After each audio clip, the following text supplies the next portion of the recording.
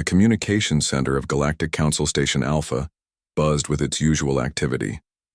Officers from different alien species worked at their stations, monitoring the vast network of signals that crossed their territory every day.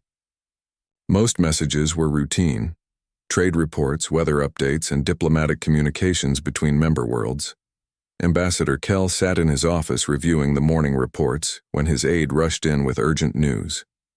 The tall, blue-skinned Forthan looked worried as he handed over a datapad containing an intercepted distress signal. "Sir, we received this transmission from Haven Prime about an hour ago," the aide said. "It looks serious." Kell read the message carefully. The research station on Haven Prime was under attack by unknown forces. The station director reported that hostile ships had surrounded their facility and were demanding surrender. The attackers possessed advanced weapons and seemed prepared for a long siege. "How many people are on that station?" Kell asked. "About 300 researchers and support staff," his aide replied. "They're working on quantum fold technology research. The data they have could change space travel forever." Kell stood up and walked to the large window that showed the stars beyond. Haven Prime was located in the Outer Rim territories, far from the main Council fleets. It would take their nearest ships at least a week to reach the station, and by then it would be too late. "What forces do we have in that sector?" he asked. The aide consulted his datapad. "The Zentari have 2 patrol ships about 4 days away. The Helix Federation has a small diplomatic vessel in the next system, but it has no weapons. The Corvin Empire has a trading post nearby, but their security ships are old and poorly armed." Kell frowned. None of these options would be enough to handle a serious threat. The attackers had surrounded a heavily defended research station, which meant they came with significant firepower. A few patrol ships would not be able to break through their lines. "What about the newer council members?" Kell asked. "Anyone closer?" His aide scrolled through the database. "The humans have an outpost in the Delta sector only 2 systems away from Haven Prime. They established it about 6 months ago." Kell paused. The humans were still very new to the Galactic Council. Most species considered them primitive and aggressive. They came from a single world called Earth and had only recently developed faster-than-light travel. Their technology seemed crude compared to other council members. "What kind of ships do they have?" Kell asked. "Unknown, sir. Their records show they have some kind of military vessels, but we don't have detailed information about their capabilities." Kell thought for a moment. The humans were probably their only hope of reaching Haven Prime in time. Even if their ships were small and outdated, they might be able to help with the rescue operation. At worst, they could provide a distraction while other council forces arrived. "Send them a formal request for assistance," Kell decided. "Explain the situation and ask if they can help." The aide began preparing the message. "What should we tell them about the threat level?" "Be honest.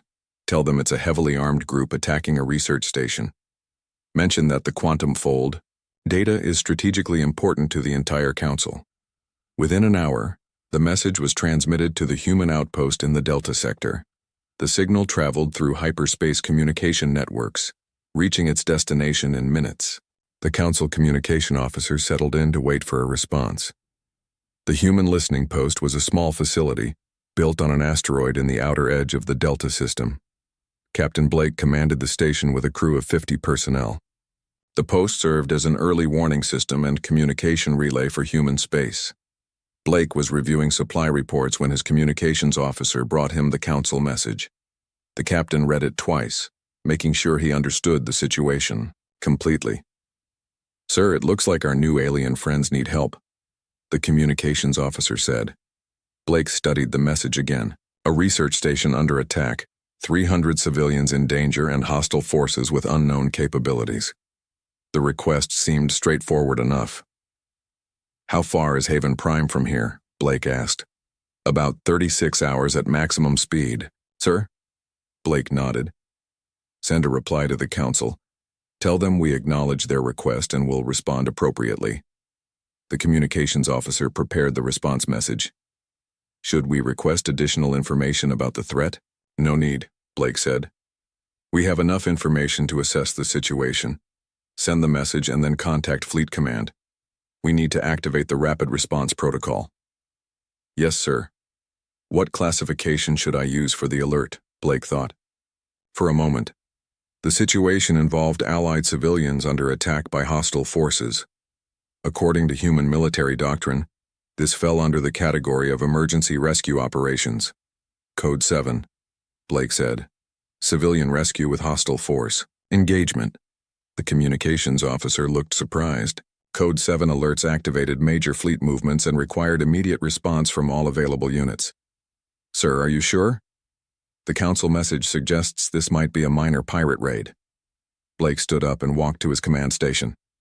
Officer, 300 Allied civilians are under attack by hostile forces of unknown strength. They requested our assistance, and we're going to provide it. Send the alert. The message went out through human military communication networks, reaching fleet commanders across multiple systems. Within minutes, ships began changing course toward rally points near Haven Prime. Back at the council station, Ambassador Kell received the human response. The message was brief and professional, simply stating that humanity would provide appropriate assistance. Kell felt relieved that someone was able to respond quickly. How long before they reach Haven Prime? He asked his aide. Based on their outpost location, probably 2 or 3 days if they send a fast ship. Kell nodded. Good. Even a small human vessel might be able to help with evacuation or provide cover for the civilians. The aide looked at the message again. The humans didn't ask for any additional information about the threat. Most species would want detailed intelligence reports before committing forces. They're probably eager to prove themselves as new council members, Kell said.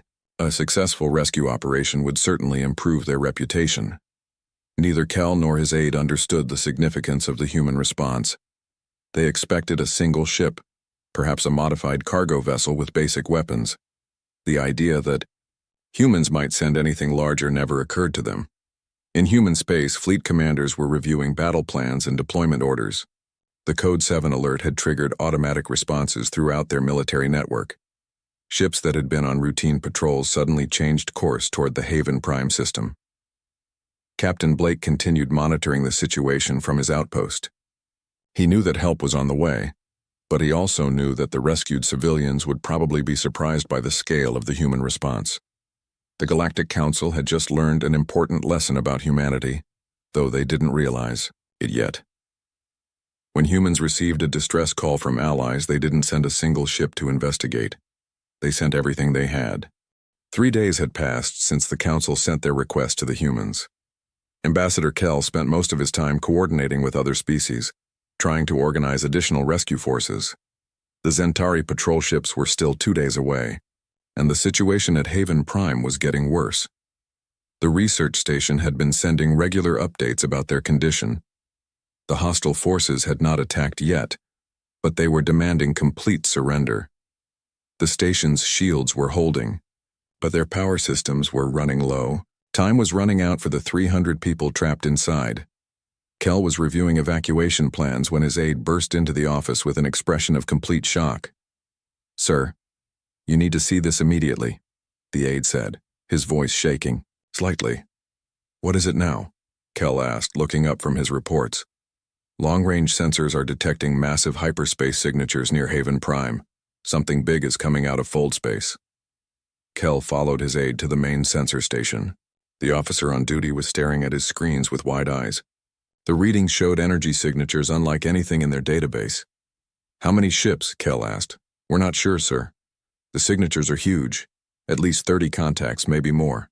They're all coming out of hyperspace at the same time. Kell felt his heart sink.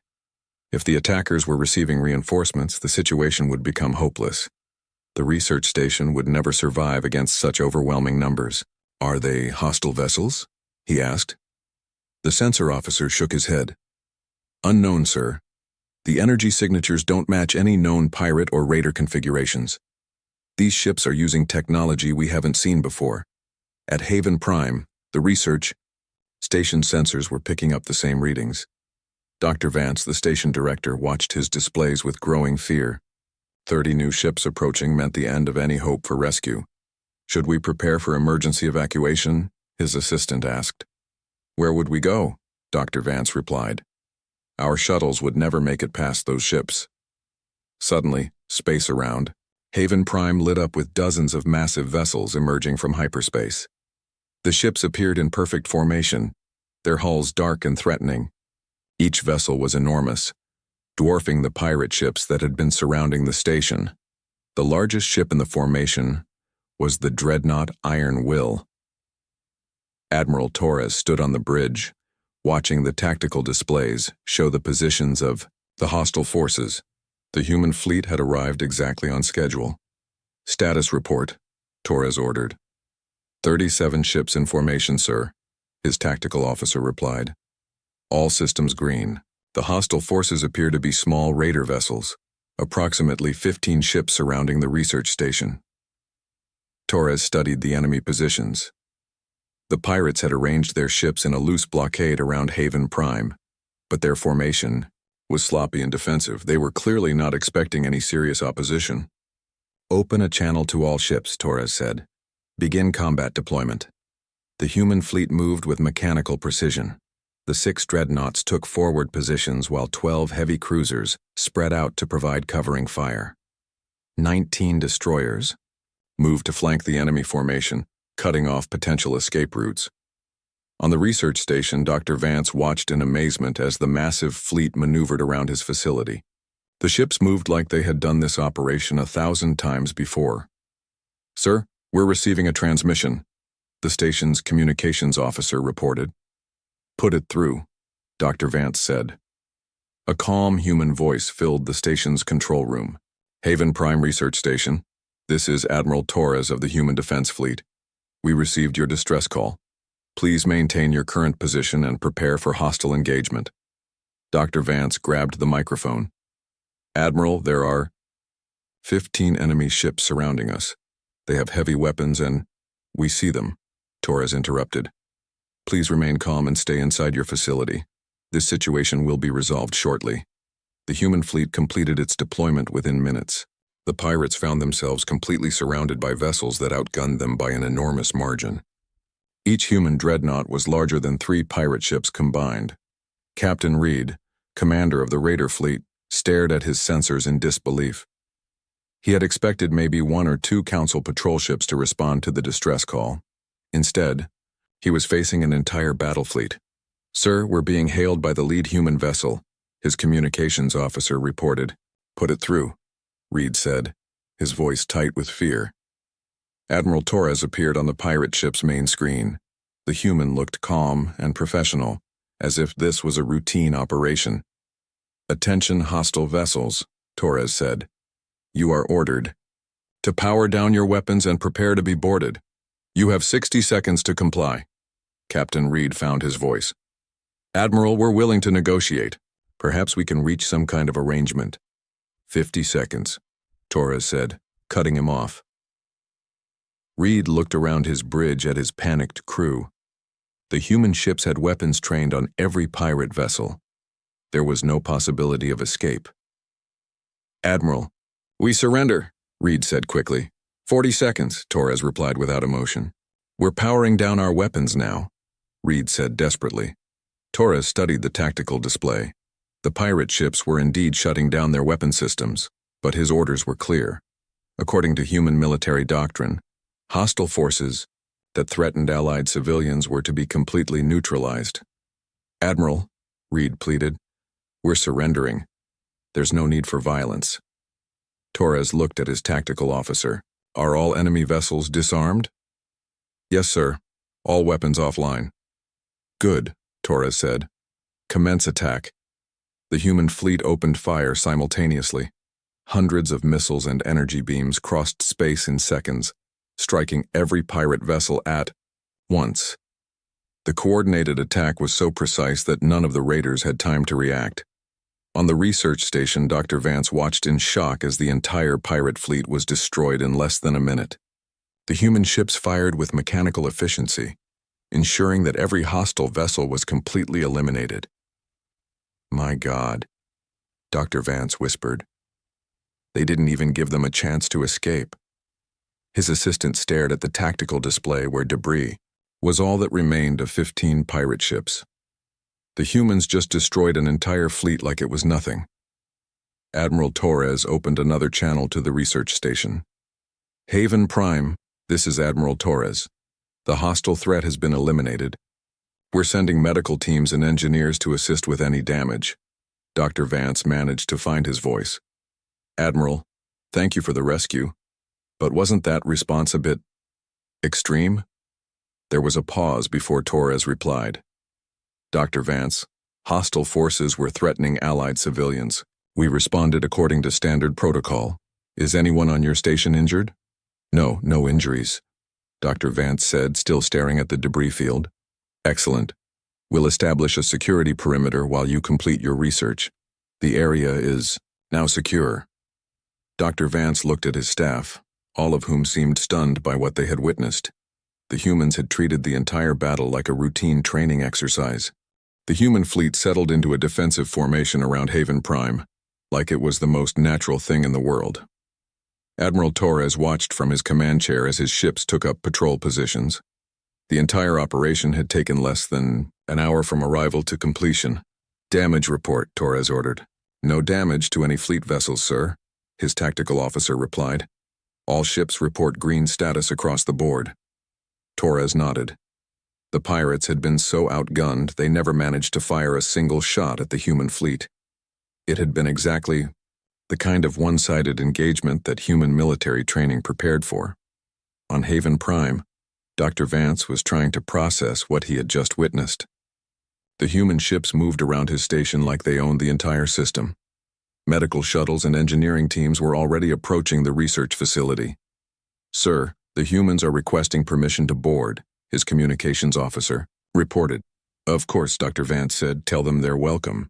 The first human team to arrive was led by Commander Ross, a professional-looking woman in military uniform. She entered the station's main control room with a data pad and a calm expression. Dr. Vance, I'm Commander Ross, she said. We're here to assess any damage and provide assistance. Thank you, Commander, Dr. Vance replied. Though I have to say your response was quite impressive. We weren't expecting such a large fleet. Ross looked puzzled. Large fleet? This is a standard rapid response unit.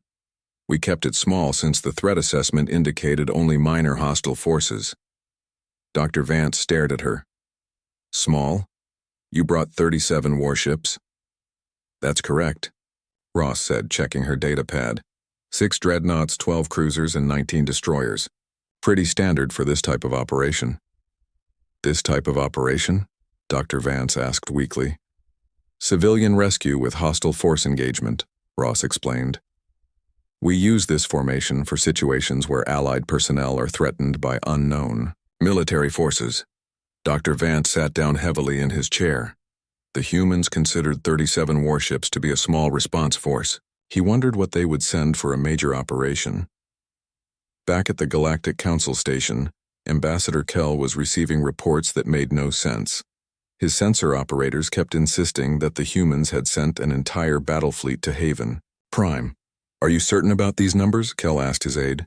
Yes, sir. 37 confirmed vessels, all of significant size. The largest ships appear to be as big as Council dreadnoughts. Kell frowned. That can't be right. The humans are a single-world species.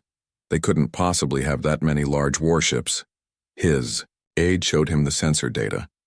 The signatures are clear, sir. These are major military vessels, not converted cargo ships or patrol boats. But how? Kell asked. They've only been in space for a few decades. Where did they get the resources to build such a fleet? The answer to that question was becoming clear to other observers throughout the galaxy.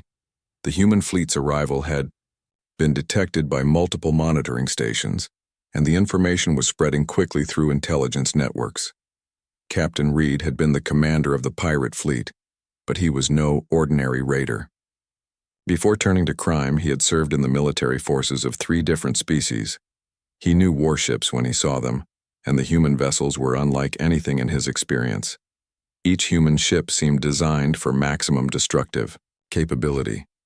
Their weapon systems were optimized for overwhelming firepower rather than efficiency or cost-effectiveness. The hulls showed evidence of heavy armor and defensive systems that could withstand serious combat. Most disturbing was the way the human crews operated. They moved with the precision of soldiers who had done this many times before. There was no hesitation, no uncertainty, no mercy for enemies who threatened their allies. Commander Ross continued her inspection of the research station while her engineering teams repaired damage from the siege. Dr. Vance followed her around, trying to understand the human perspective on what had happened. "Commander, can I ask you something?" Dr. Vance said. "Of course. Your Admiral Torres didn't give the pirates much chance to surrender. They were trying to negotiate when he ordered the attack." Ross stopped walking and looked at him with a serious expression. "Dr. Vance, those pirates had 300 civilians under threat. According to human military doctrine, hostile forces that endanger allied non-combatants are eliminated immediately." "But they were surrendering," Dr. Vance protested. "They were stalling," Ross corrected. "Our intelligence indicates that pirate groups often use surrender negotiations to buy time for reinforcements or escape. We don't take that risk when civilian lives are at stake." Dr. Vance realized that humans approached warfare very differently than most galactic species. Where others saw opportunities for negotiation and compromise, humans saw threats to be eliminated. "How many fleets like this does Earth have?" he asked. Ross consulted her datapad. "I'm not authorized to discuss detailed military capabilities, but I can tell you that this rapid response unit represents about 2% of our total naval strength." Dr. Vance did quick math in his head. If 37 warships represented 2% of human naval forces, then Earth had nearly 2,000 major military vessels. That was more than most galactic empires possessed. 2%? He asked weakly. "Yes, sir. We maintain rapid response forces in 12 sectors of human space. Each force is equipped to handle threats up to moderate fleet engagements." "What would you send for a major threat?" Ross smiled slightly. "That would depend on the specific situation, but we have battle groups designed for planetary assault, system defense, and deep space operations. The 7th Fleet alone has over 300 ships." Dr. Vance sat down again. The galaxy had seriously underestimated humanity's military capabilities. What everyone thought was a primitive single-world species was actually a major military power with thousands of warships. Admiral Torres was conducting his own assessment of the situation. His orders had been to eliminate the threat to Haven, prime and secure the area, which he had accomplished. Now he was reviewing intelligence reports about the broader security situation. "Sir, we're receiving communications from several nearby systems," his intelligence officer reported. "Word of our operation is spreading quickly." "What kind of communications?" Torres asked. "Mostly expressions of gratitude from local governments, but also some requests for assistance with their own security problems." Torres considered this information. The rapid destruction of the pirate fleet had clearly impressed the local population, but it might also attract unwanted attention. "Any response from major galactic powers?" "Not yet, sir, but we're detecting increased scanner activity from several directions. Multiple species are trying to get better readings on our fleet composition." Torres nodded. "Let them look. Maybe it will discourage other pirates from operating in this sector." The human fleet continued its patrol around Haven Prime while repair. Teams finished their work on the research station. To the humans, this was just another successful mission. To the rest of the galaxy, it was a wake-up call about Earth's true military strength. 2 weeks had passed since the human fleet arrived at Haven Prime. The research station was now operating normally, but the massive human warships remained in orbit. Admiral Torres had established what he called a temporary security perimeter around the entire system. Dr. Vance had grown accustomed to seeing human patrol ships during his daily routines, but he still felt amazed every time he looked out at the fleet. The ships moved in constant patterns around Haven Prime, their crews maintaining perfect discipline and alertness. "Sir, we have visitors," his assistant announced. "Galactic Council representatives are requesting permission to dock." "Of course," Dr. Vance replied. "Send them to Conference Room 3. The council delegation consisted of Ambassador Kell and several military advisors from different species. They had traveled to Haven Prime specifically to meet with the human commanders and assess the situation firsthand.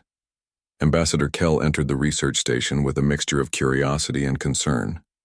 The reports he had been receiving about human military capabilities seemed almost impossible to believe. He needed to see the situation with his own eyes. "Dr. Vance, thank you for agreeing to meet with us," Kell said. "We wanted to discuss the current security arrangements." "Please sit down," Dr. Vance replied. "I assume you want to know about our human protectors." "Among other things, yes. We're trying to understand the scope of their military response." Dr. Vance looked out the window, at the human fleet. "Ambassador, I think you should speak with Admiral Torres directly. He can explain their operations better than I can." Within an hour, Admiral Torres arrived at the research station with a small escort of officers. The human admiral looked exactly like what he was, a professional military commander with decades of experience. "Ambassador Kell," Torres said, offering his hand. "I'm Admiral Torres. I understand you have questions about our security operations." "Yes, Admiral," Kell replied, accepting the handshake.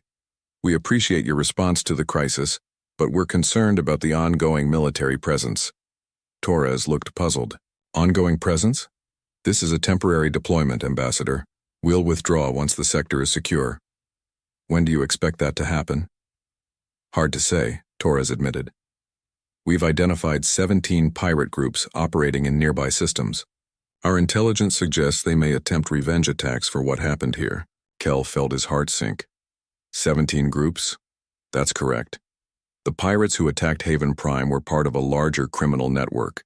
Eliminating them has disrupted their operations, but it's also made the survivors more dangerous. One of Kell's military advisors leaned forward. "Admiral, what would it take to secure this entire sector?"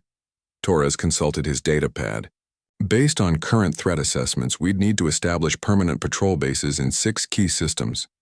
Each base would require a minimum of 12 ships for effective coverage." 72 additional ships? The advisor asked. "Plus support, vessels, logistics ships, and mobile reserves," Torres added. "Probably closer to 100 ships total for proper sector security."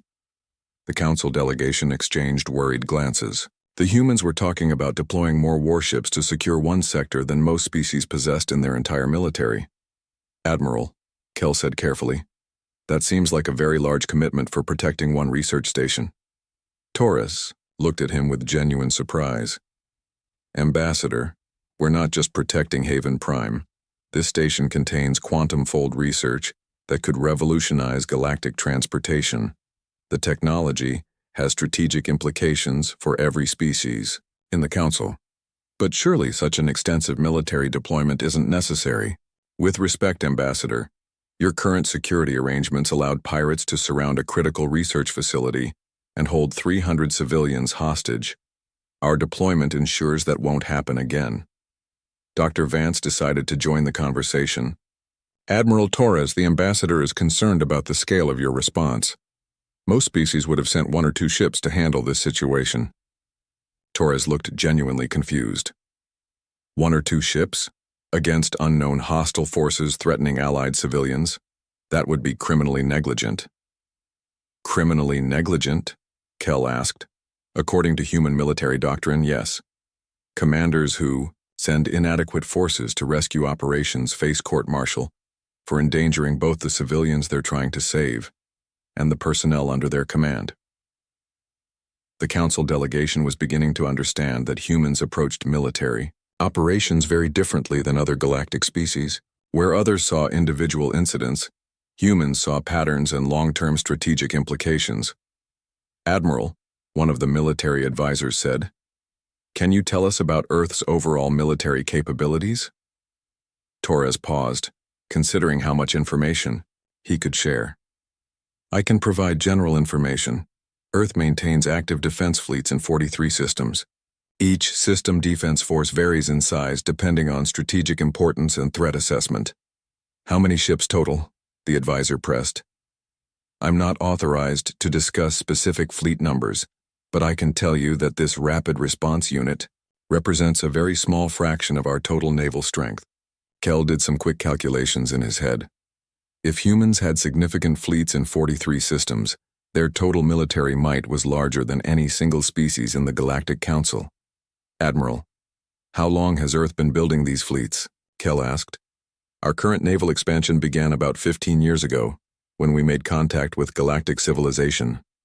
Before that, we maintained smaller fleets for system defense and exploration. 15 years? Dr. Vance asked in amazement. You built all of this in 15 years? Torres nodded. Earth's industrial capacity is quite substantial. We have shipyards in 12 systems, with more under construction. Our current production rate is approximately 40 new vessels per month. The silence in the room was deafening. 40 new warships every month meant that human military strength was growing faster than most species could comprehend. 40 ships per month? Kell whispered. That's correct. We're preparing for long-term galactic security responsibilities. One of the council advisors finally found his voice. Admiral, what exactly does Earth consider to be its security responsibilities? Torres looked at him as if the answer was obvious. Protection of human colonies and allied territories, suppression of piracy and criminal activity, defense against hostile alien species, and maintenance of interstellar trade routes. That covers most of known space, the advisor pointed out. Yes, it does, Torres agreed. Peace and security benefit everyone, don't they? Ambassador Kell realized that humanity wasn't just another member species joining the Galactic Council. They were a rising military superpower that intended to reshape galactic security according to their own standards. Admiral, Kell said slowly, when you say Earth is preparing for galactic security responsibilities, what exactly do you mean? Torres smiled slightly. Ambassador, the galaxy is a dangerous place. There are pirates, raiders, hostile empires, and various other threats to peaceful civilization. Earth believes that advanced species have a responsibility to protect those who cannot protect themselves. And Earth considers itself advanced enough to take on that responsibility. We consider ourselves capable, yes. Our fleets are modern. Our crews are well-trained, and our industrial base can support extended operations anywhere in the galaxy. The Council delegation left Haven Prime with a completely different understanding of humanity's place in galactic politics. What they had thought was a rescue mission had actually been a demonstration of power that changed everything. The emergency session of the Galactic Council had been called 3 days after Ambassador Kell returned from Haven Prime. Representatives from 47 species gathered in the Great Assembly Hall, all struggling to understand the same shocking revelation about humanity. Council Leader Thorne, an elderly member of the Helix Federation, called the session to order. His usual calm demeanor was replaced by visible concern as he addressed the assembled delegates. We are here to discuss the recent events at Haven Prime and their implications for galactic security, Thorne announced. Ambassador Kell will present his findings. Kell stood before the assembly, still processing what he had learned during his visit to the human fleet. The data he was about to share would fundamentally change how every species viewed their newest council members. Fellow delegates, Kell began, our understanding of human capabilities has been completely incorrect. What we believe to be a primitive, single-world species is actually a military superpower with resources that rival our largest empires. Murmurs of disbelief rippled through the assembly. The Zentari representative stood up and interrupted. Ambassador Kell, surely you're exaggerating. The humans have been in space for less than 50 years. I wish I were exaggerating, Kell replied. The human fleet that responded to Haven Prime represents less than 2% of their total naval strength. According to Admiral Torres, Earth maintains active military fleets in 43 star systems. The assembly erupted in shocked conversations. Species that considered themselves major galactic powers suddenly realized they had been dwarfed by newcomers they had barely taken seriously. How many ships are we talking about? Asked the representative from the Corvin Empire. Kell consulted his notes. The humans wouldn't give exact numbers, but based on their production capacity and deployment patterns, intelligence estimates suggest they possess between 1,500 and 2,000 major warships. The silence that followed was profound. The entire Galactic Council combined didn't operate that many military vessels. That's impossible, declared the Vorthan military advisor. No single species could build such a fleet in so short a time. The humans produce approximately 40 new warships every month, Kell continued. They have shipyards in 12 systems with more under construction. Their industrial capacity appears to be orders of magnitude larger than we estimated. Council, Leader Thorne leaned forward in his chair. Ambassador Kell, what are the humans' intentions? Are they planning military expansion? That's the most concerning part, Kell admitted. They consider themselves responsible for maintaining galactic security.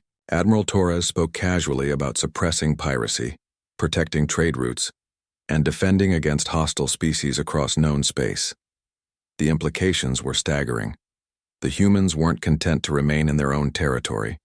They intended to project power throughout the galaxy according to their own definition of security and order. What about their military doctrine? Asked the Zentari representative. How do they approach warfare? Kell's expression darkened. They don't negotiate with threats to civilian populations. The pirates at Haven Prime attempted to surrender, but the humans destroyed them anyway. According to their doctrine, hostile forces that endanger allied civilians are eliminated immediately. All of them? The representative pressed. Every single ship. The engagement lasted 17 minutes. The humans didn't suffer a single casualty. The Assembly was beginning to understand that humanity represented a fundamental shift in galactic power balance. Species that had maintained peace through diplomacy and compromise were now dealing with neighbors who preferred overwhelming force. Meanwhile, in human space, Admiral Torres was attending his own briefing at Earth Defense Command. The meeting was being held to discuss the broader implications of the Haven Prime operation. Admiral, your report indicates that galactic military capabilities are significantly lower than our initial assessments, said General Brooks, Torres's superior officer. That's correct, sir, Torres replied. The Council species we've encountered so far maintain very small military forces. Most of their conflicts are resolved through negotiation rather than combat. What about their industrial capacity? Also, limited. The Galactic Council operates maybe 300 major warships total, spread across 47 member species. Their largest individual fleets consist of 20 to 30 ships. General Brooks studied the intelligence reports. So when we sent 37 ships to Haven Prime, we essentially deployed more firepower than most galactic empires possess in their entire military. Torres finished. No wonder they're concerned about our intentions. Back at the Council Assembly, the debate was growing heated. Some species wanted to limit human expansion, while others argued for closer cooperation. With such a powerful ally, we need to establish clear boundaries, insisted the Helix Federation representative. Humanity cannot be allowed to police the entire galaxy. And how exactly would we stop them? Countered the Zentari delegate. They have more ships than all of us combined. Ambassador Kell raised his hand for attention. There's something else you need to know. The humans don't consider their response to Haven Prime to have been excessive. Admiral Torres was genuinely confused when I suggested that 37 warships might be too many for a rescue operation. What did he say? Council Leader Thorne asked. He said that sending inadequate forces to a rescue operation would be criminally negligent. From their perspective, they sent the minimum force necessary to guarantee success. The Assembly fell silent again as delegates tried to process this information. The humans had casually deployed what most species would consider an invasion force, and they thought they were being conservative. What about diplomatic solutions? Asked the Corvin representative. Surely they're open to negotiation about their military presence. I tried, Kell replied. Admiral Torres listened politely, then explained that they're planning to establish permanent patrol bases throughout the sector to prevent future pirate attacks. He spoke about it like he was discussing the weather. The truth was becoming clear to everyone in the Assembly. Humanity wasn't asking permission to become a galactic military power. They were simply informing their neighbors about decisions they had already made. Fellow delegates, Council Leader Thorne said finally, we need to face reality. Humanity has the military strength to enforce their will throughout known space. Our choice is to work with them or find ourselves irrelevant to galactic affairs. But they're so aggressive, protested the Vorthan representative. They solved the Haven Prime crisis by destroying 15 ships without negotiation. And now that sector is completely secure, pointed out the Zentari delegate. Pirate activity has dropped to zero in surrounding systems. Other criminal groups are avoiding human space entirely. The debate continued for hours, but the conclusion was inevitable. The galaxy had changed fundamentally with humanity's arrival. Species that had maintained peace through careful diplomacy now had neighbors who maintained peace through overwhelming military superiority. As the session ended, delegates dispersed to contact their home governments with the same urgent message. The humans weren't just another council member species. They were the new dominant military power in the galaxy, and they intended to reshape interstellar relations according to their own principles. The age of negotiated settlements and diplomatic compromises was ending. The age of human-enforced galactic security had begun.